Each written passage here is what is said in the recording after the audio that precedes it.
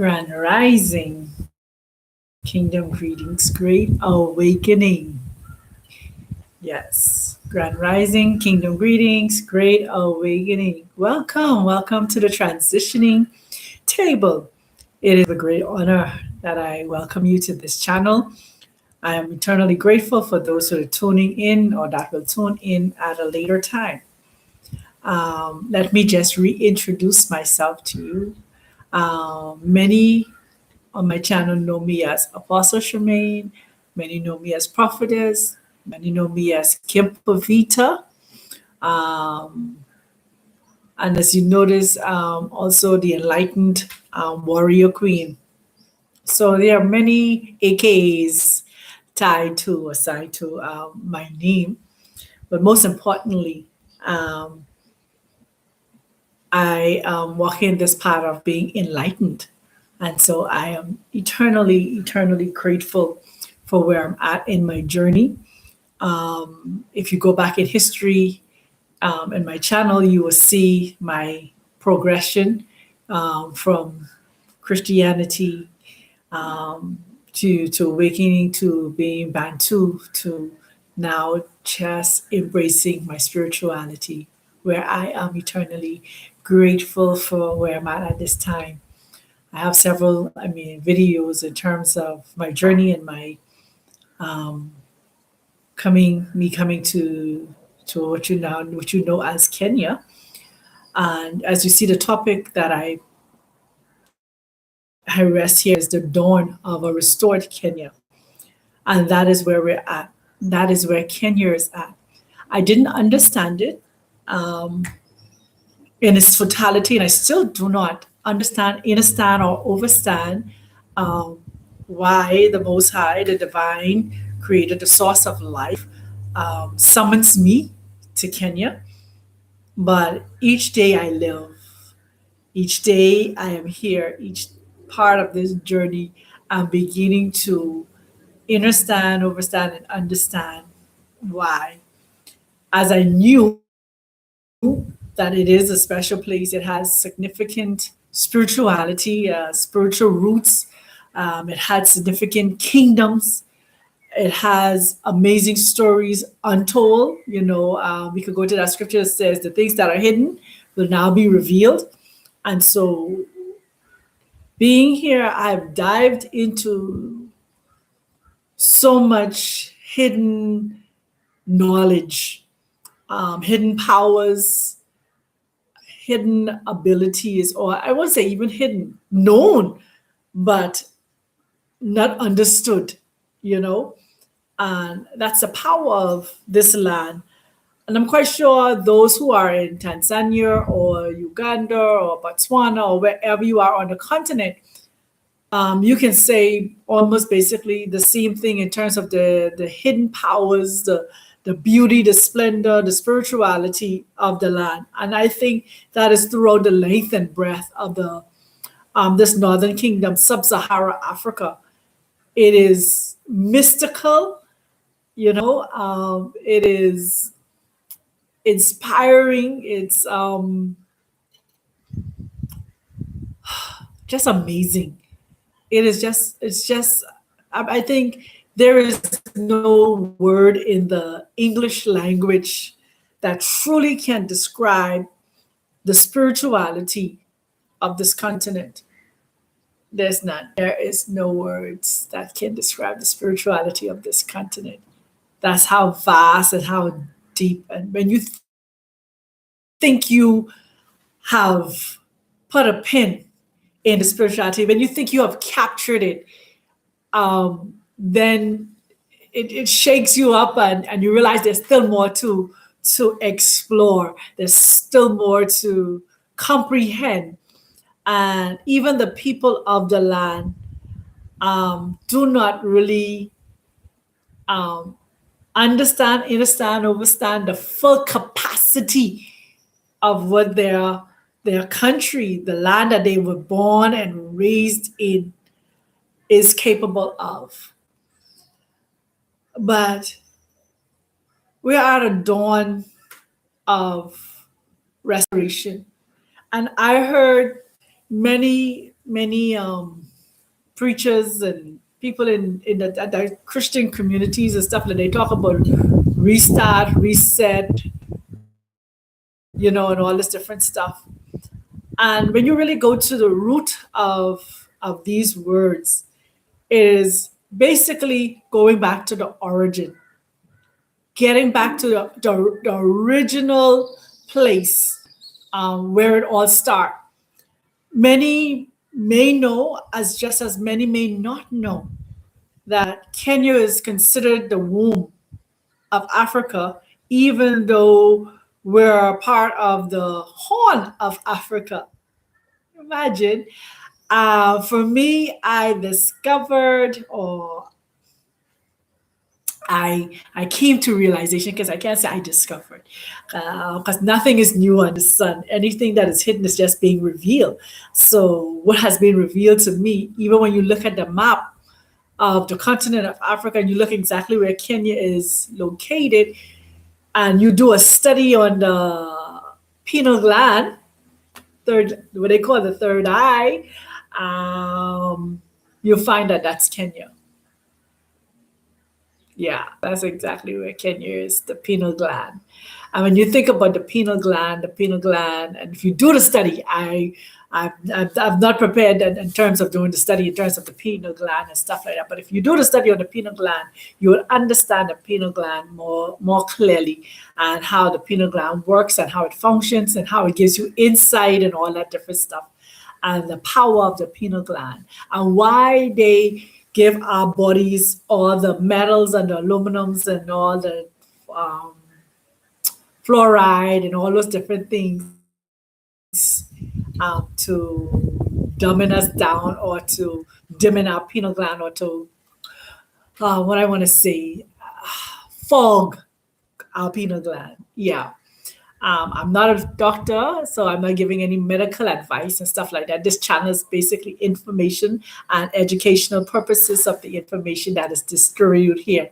That's just my disclaimer, to YouTube. So when they're fact checking and doing their algorithm for certain words that are shared here, they will understand that this is just an education channel and giving information, and that's it. But it's not what you call it, a medical channel.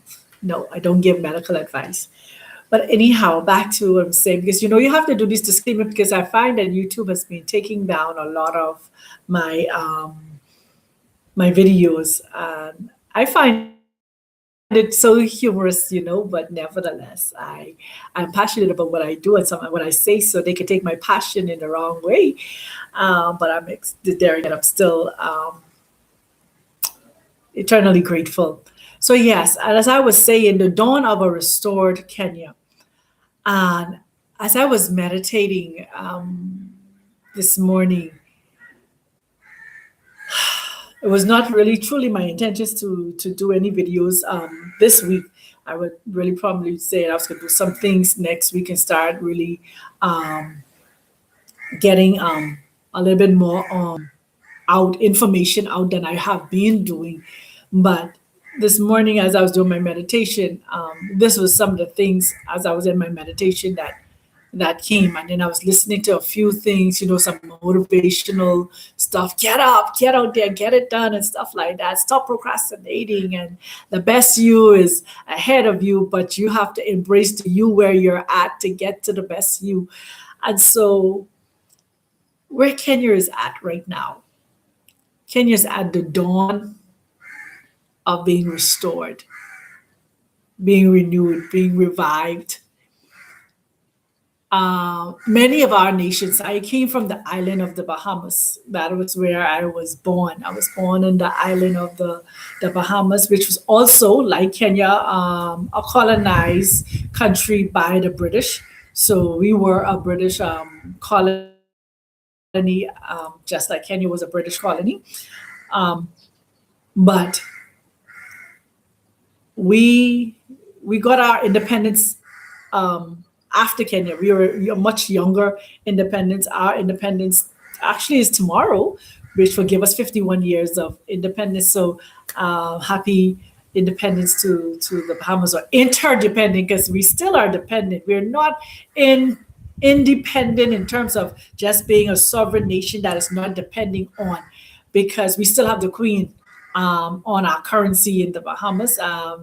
If something was to happen or occur, the British would come at our aid. So we're interdependent. I don't think any nation is actually totally and completely independent. But that's there here nor there. That's a topic for another day. But the dawn of a restored Kenya is what I'm here to talk about. Um, I remember when, I think it was 2020, when we were a group of us, we were talking, we were in that vein of praying and fasting and stuff like that, to where to relocate on the continent and stuff like that. And if we have to move, where would we move to and stuff like that. And we had several things on the table, several countries on the table we were looking at. I'm not digressing. I'm just trying to give a little synopsis of me being here in Kenya specifically. And some of the places was Angola, Johannesburg, Uganda, Ghana, not Uganda, Ghana. They were like some of the countries that we're looking at. But after we were doing like what they call a 21-day fast, we were just petitioning where to go. And the revelation came in terms of Kenya, but I did not know anything about Kenya. Yes, I may have had contact in terms of one or two people here that were a part of my circle, but they themselves didn't understand or understand the significance of their country themselves, because they too were out of their country. One isn't based in the US, and one was based inside, I think it was Italy at the time. But the one that was in Italy has since relocated back home to Kenya. But the one that is in the US, not as yet. And so when I asked them about Mount Kenya, they couldn't tell me much about Mount Kenya outside of, it's a region in Kenya that is occupied by the larger group, which is the Kikuyus. And also the British Army is also occupying around, Mount Kenya at the time. But the thing about it is, what stood out to me, what was coming to me in terms of Mount Kenya, was the fact that Mount Kenya was Mount Zion. And so this is in 2020. I'm getting this revelation. I'm getting this information, and I was like, oh, for us, understanding, we thinking, that place called Israel was where Mount Zion was and all this different stuff. But that's, there again, is a story for another day, to find out that that land was only occupied by those people since 1948, which is less than 70 years. So where was this Mount Zion more than 2,000 years ago? So that means that if they only occupied that land since 1948, that means that Mount Zion had to have been someplace else. And so all of the places that they mark out as the tomb of this person and all this different stuff were actually lies that people are going there. It's money making, is commercial, is so people could come and spend money. And all of these years, for 70 years, people have been spending money to go to this place that is a figment of somebody else's imagination. It's like a screenplay, let me put it like that. And so that messed me up a little bit in 2020, to realize that, hey, these people been lying to us all this time. Then to come and find out that the Messiah that we were serving, that had a lighter skin tone than myself, that we consider Caucasian, or all these pictures that are around, was a lie. Also, was a picture or portrait of this man called Caesar Borgia, who was then painted by this person called Michelangelo. You understand? So the painting that we got of the supposed to be Messiah is also a figment of somebody else's imagination. And then when you go into the scripture and really listen or read Revelation, and it gives a depiction of what this Messiah was supposed to look like, with a sardine stone, a jasper stone, and stuff like that, you find out that those stones were the color of our skin. Or when you look about, they say olive, olive is either green or black. You don't have no Caucasian or white olive, you understand? And so either the Messiah was green or he was black. So most likely, no, he wasn't green, he was black, you know?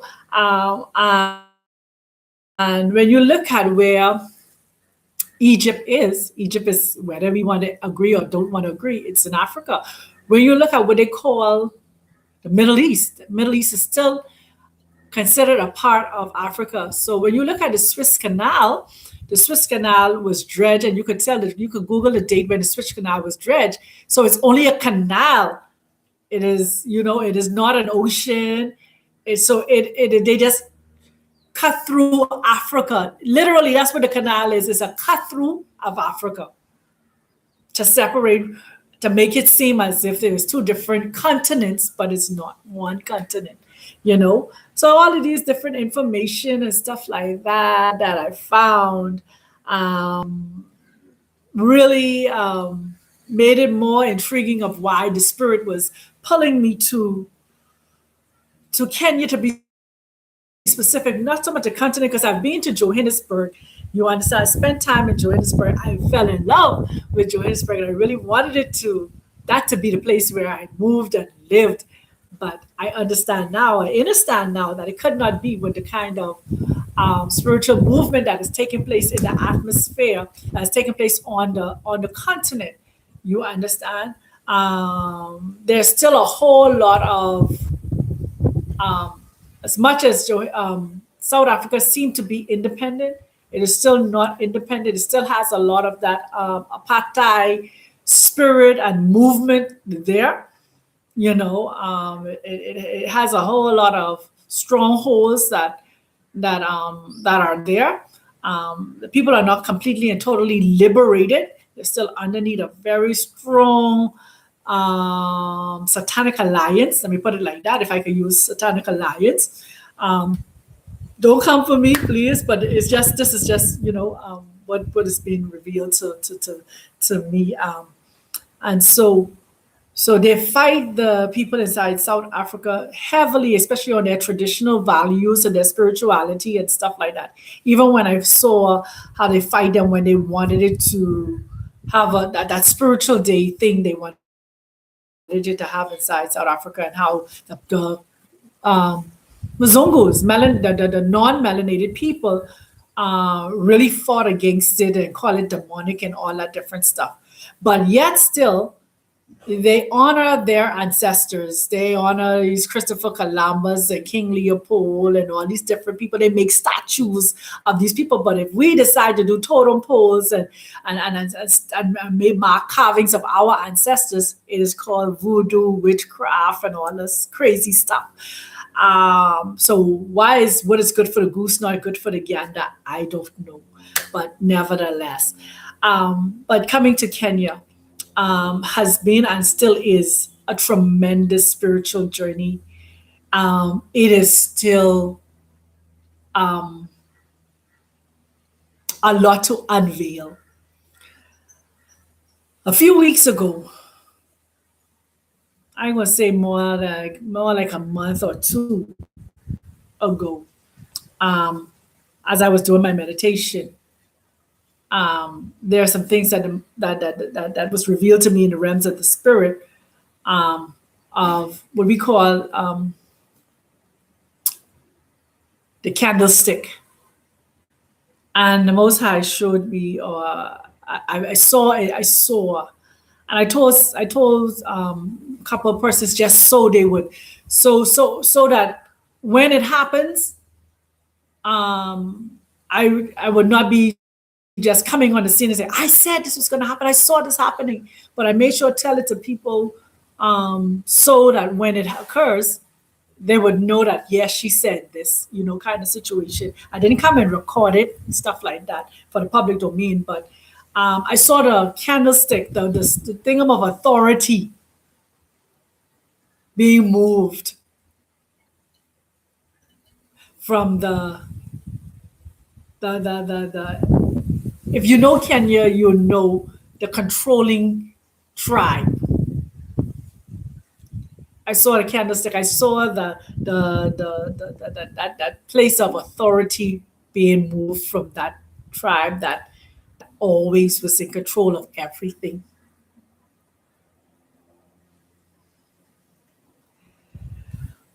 I was like, wow, I don't understand this. I was still seeking the spirit on it and what was going on, what it means, you know. But that they no longer would be in control of Kenya.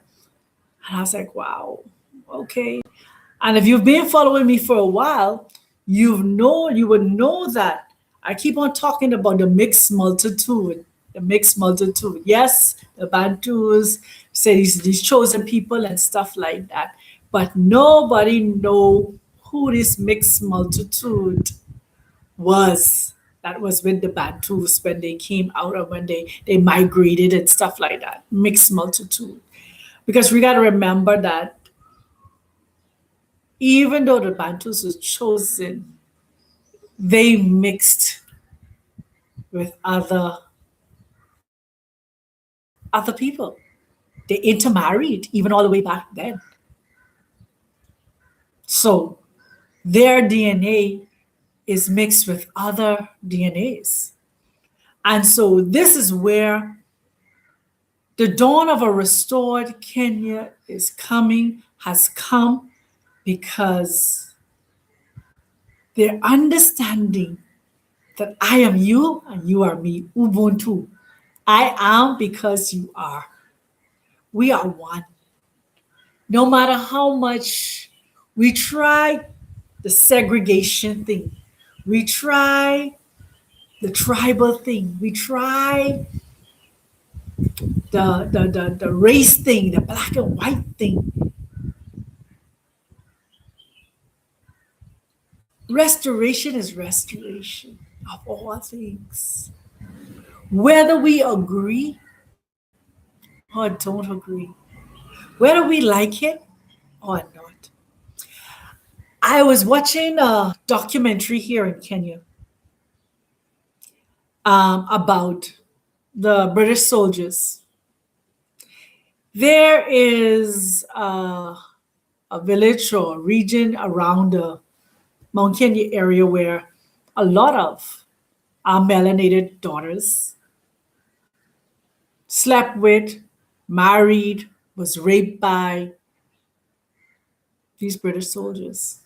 So they have these babies with these soldiers. Some of the soldiers went back to Britain and leave them right there with those children. Some of the soldiers died and they can't get no support or anything like that. They want their children to have British passports, but the British Council is not helping. They're backlogged with thousands of requests and applications. The dawn of a restored Kenya is going to be so mesmerizing, and it is. I can't say it's going to be because it is mesmerizing to the rest of the world, to the point where as they're still trying to dim the lights, they're still trying to infiltrate as they did before, but because of the time we are in, they can't anymore.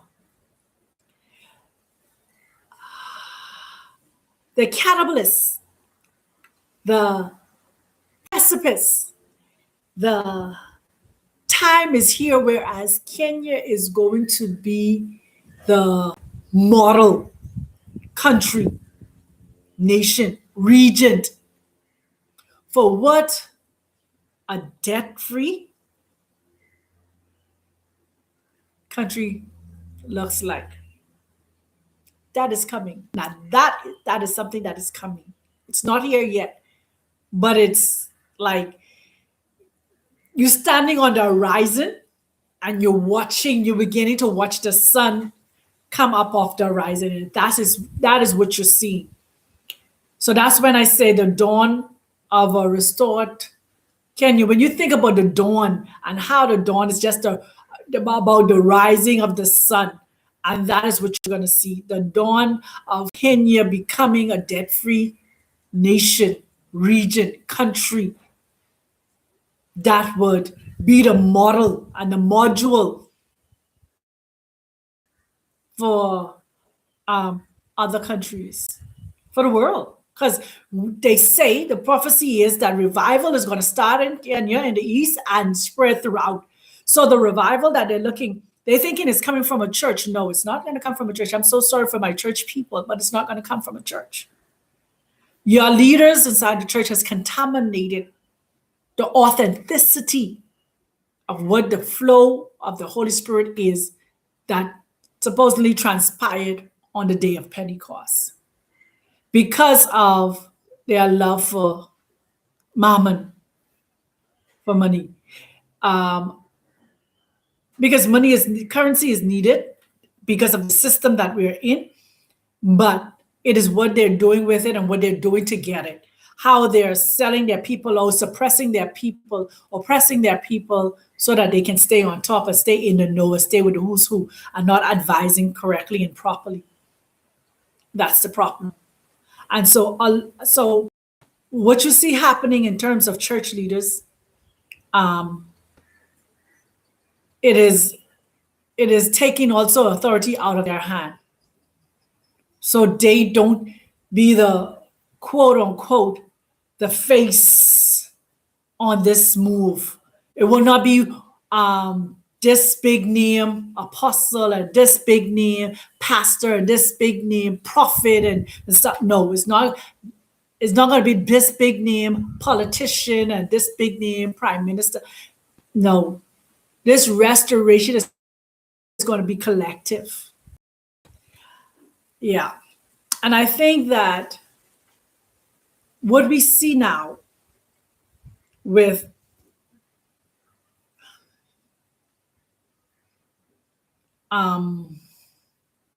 what is happening here in Kenya, what we see now that is happening here in terms of what they call Gen Z. And so, I had to go and look and see what this Gen Z means. You people put titles on you, and you don't even know what it means. Gen Z. What does Gen Z means? So they call them Gen Z because they were born in an era where technology was started to abound. Starting from 1990 and 95, somewhere around there, when technology became more and more available that you could not the Zooms, but you had then. You had all these other little good technology stuff that going on, and the merging of smartphones and all this stuff, the internet. Okay, so the Gen Z means the Zoomers, those who have that ability to Zoom and get information. But they, to me, are the generation of researchers. You cannot just tell them something. They have now the capacity and the ability to get on their phones and Google or just go and research. They have the ability to go and research what you're saying to make sure that what you're saying is true. Even though we also know that there are people who are responsible for the information that gets out there. But this Gen Z, these Zoomers, these movers now of internet and technology, these techno-savvy persons are able to research. And so this is the era that we're in. And so it's not going to be your regular run-of-the-mill kind of restoration. It's going to be everywhere all at one time. It's not going to be like what happened inside the Americas, where independence came and then another set never got the independence information until months later, or maybe a year later and stuff like that, that slave owners still was enslaving people, even though the law was passed for them to release slaves and stuff like that. It's not going to be that kind of restoration. It's not going to be that kind of repatriation. It's not going to be that part of kind of what people is looking for now, payback. Everyone is going to get the information all at the same time. That's what's going to happen. In the book of Revelation, how they talk about, these two prophets are going to die in the middle of the road, and everybody's going to see them dead, and then everybody's going to see, the whole world is going to see them rise up all at one time. That's how this restoration in Kenya is going to be. It's going to be not just Meru, not just Malindi, not just Mombasa, not just Kisumu, not just Nairobi, not just Gigara'i. Yeah, I know my Kenyan, not just Kisumu, not just Nyeri, not just Karatina. It's going to be the whole of Kenya all at one time. Why? Because of technology, because of the Zoomers, because of the researchers, because the information will be just at a flick of a finger, a press of an enter, and the information is there. No one is going to be able to stop it, even when they said it's allegedly a particular company shut down the internet services. They're not going to be able to stop it. There is innovative ways now to get around when one company decides that they're going to try and silence something versus, that the information have to get out. Even if the information, whether you want to believe it or not, gets out telepathically, it's possible.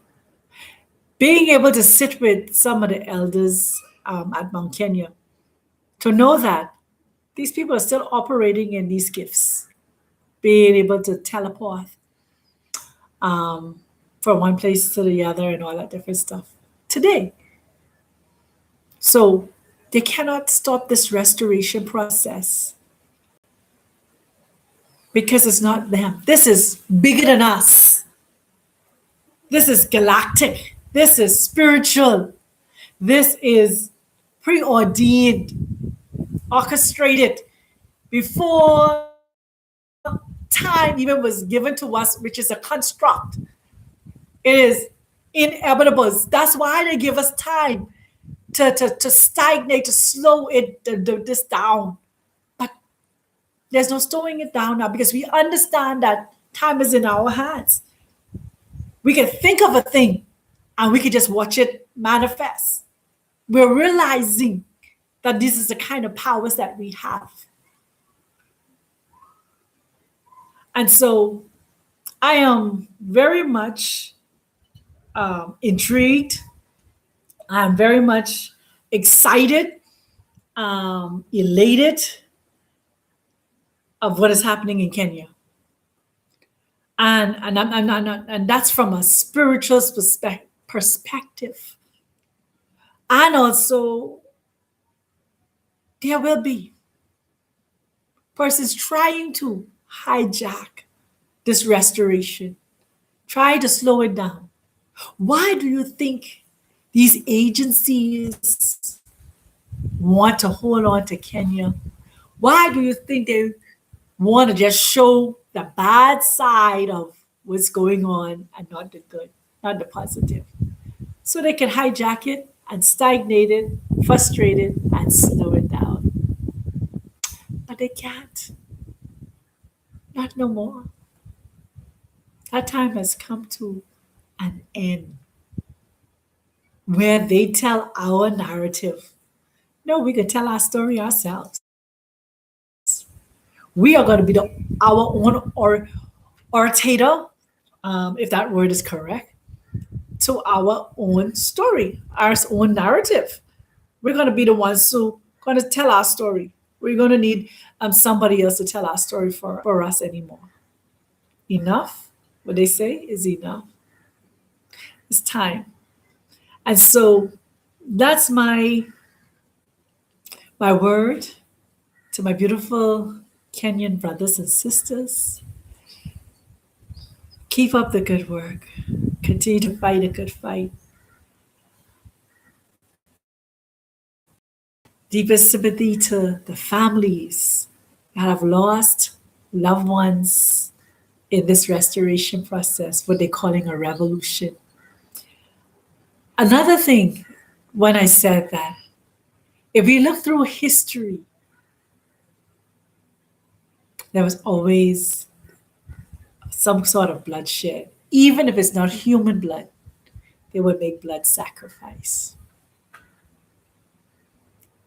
Yeah. Remember the story they give us about Abraham, to take his son, his only son, to be sacrificed on the mountain. But when he was about to sacrifice that son, the Most High stopped him and said, hey, there's a ram in a thicket. And he gave him an animal to sacrifice instead of his son. Unfortunately, with this restoration process, some innocent blood was shed. And let me tell you another story. Let me tell you another thing. When I saw the mace taken out of Parliament, it reminded me of the Bahamas. Sir Lyndon Oscar Pinlin, young lawyer, fresh out of law school out of England, took the mace out of Parliament and tossed it through the window. Now, the young man, he didn't toss the mace through the window. He literally took the candlestick. Back to the beginning of what I said.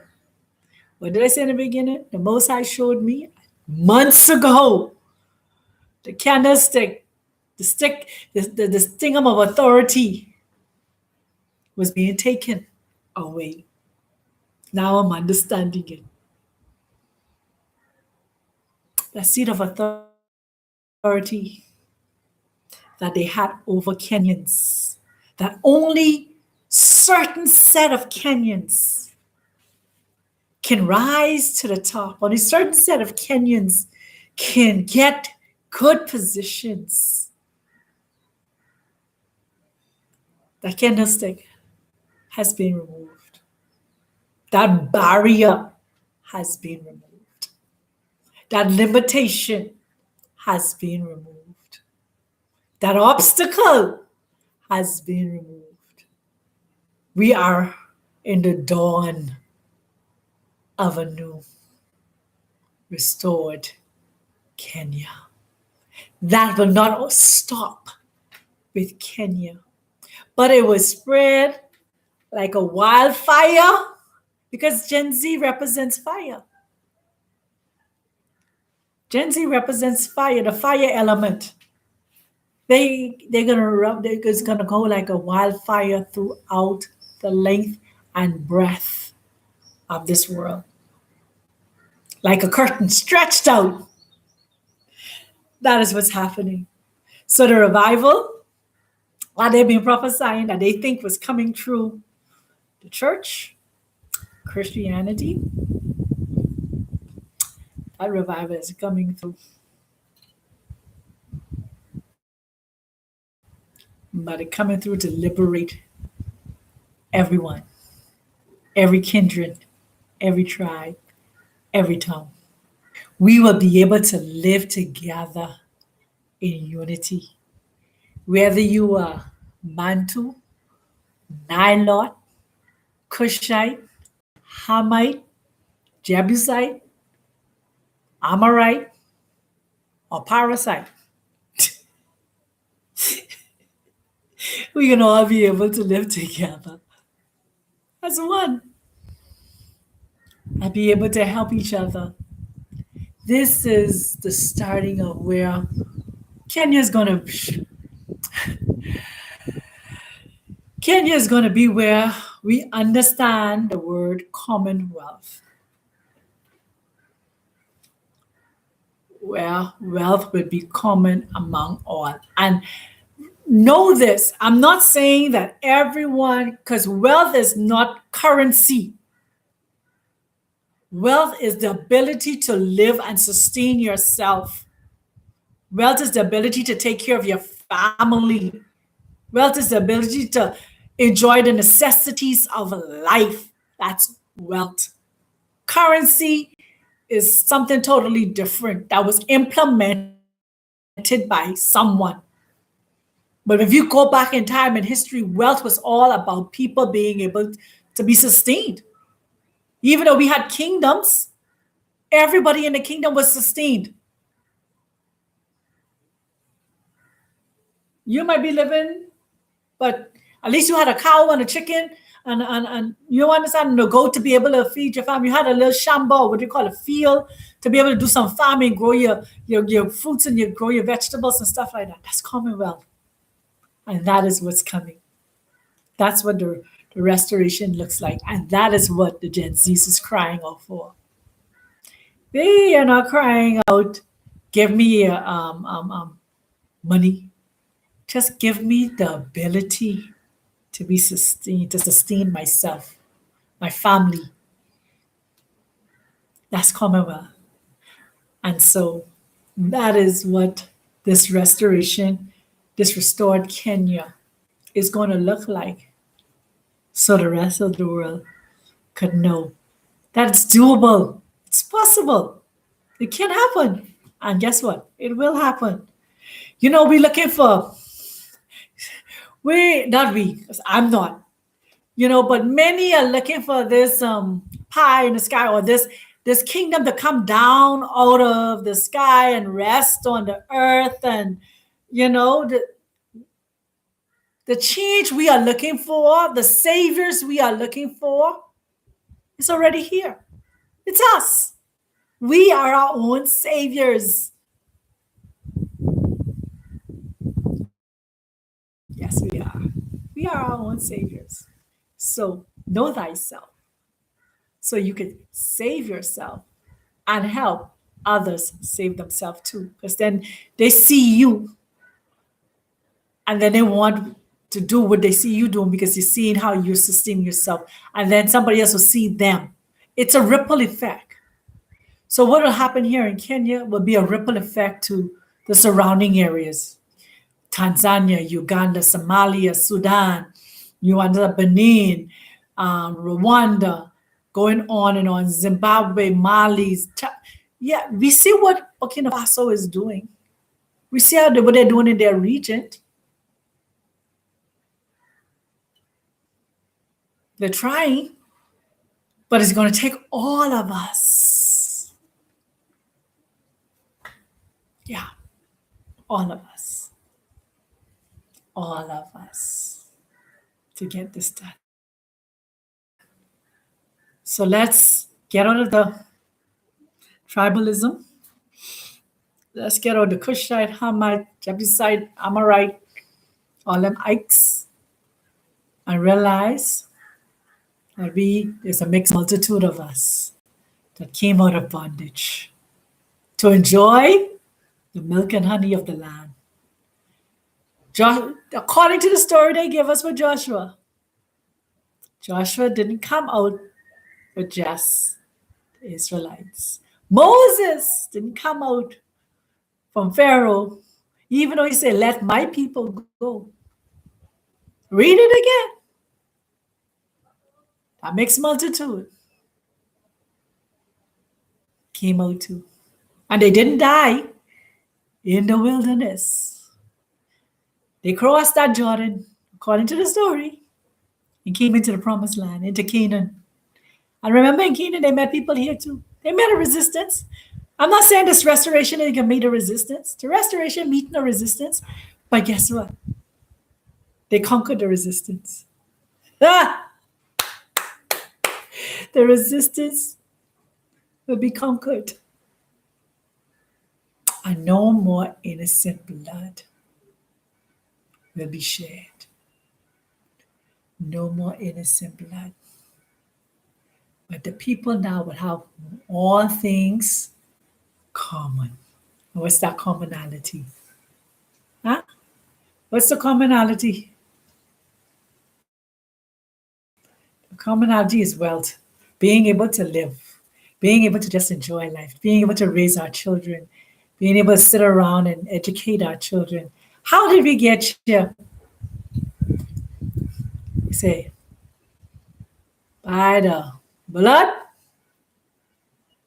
by our testimony. We can testify. And so for me, I'm eternally grateful for my space. I'm eternally grateful for being here. I'm eternally grateful to be a witness and a partaker in this glory, in this amazing move,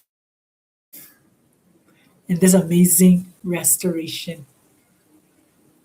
Yeah. So, family, I love you. I am eternally grateful for you. Let us be much encouraged and be strengthened. Yes, you see, the antennas are all out. The antennas are tapping in and receiving downloads. Let us walk in oneness. Let us walk in peace. Let us walk in power. Let us live life on purpose, by purpose, for purpose, with purpose. Knowing this, that the journey that we are on is also the destination. Much love, family. Take care of yourself. Until next time.